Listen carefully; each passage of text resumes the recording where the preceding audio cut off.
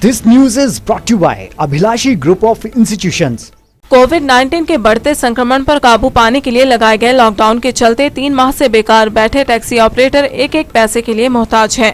3 महीने से टैक्सियां ना चलने से जहां इन्हें खाने पीने के लाले पड़े हुए हैं, वहीं इनके सिर पर बैंक की किस्तों और टैक्स का बोझ और पड़ गया है।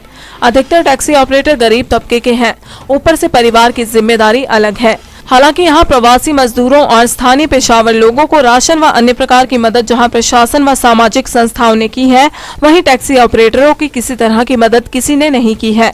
इसी विषय को लेकर सरकाघाट में सोशल डिस्टेंसिंग का पालन करते हुए जय नवाही माता टैक्सी ऑपरेटर यूनियन की बैठक प्यारचंद की अध्यक्षता में आयोजित की गयी।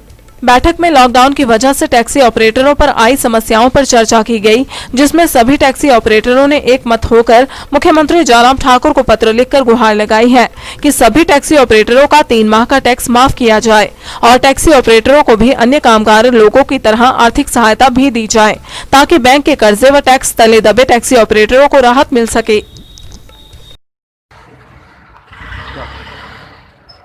नमस्कार, मैं प्रधान टैक्सी यूनियन सरकाघाट।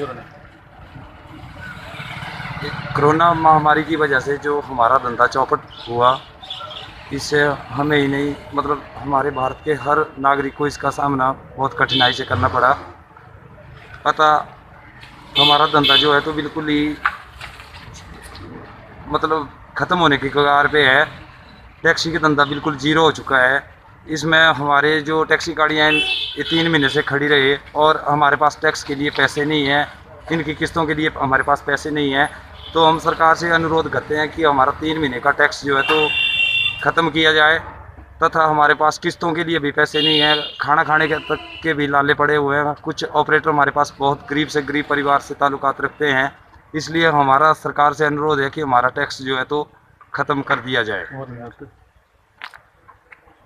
और हिम्मत मंगो, जैसे सरकार औरों को दे रही है, जैसे औरों को दे रहे हैं ना रास्ते में।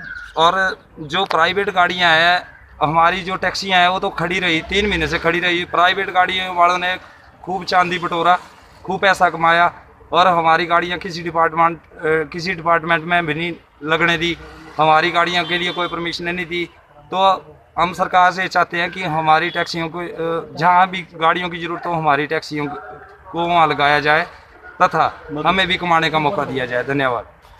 दिव्य हिमाचल टीवी के लिए सरकाघाट से पवन प्रेमी की रिपोर्ट।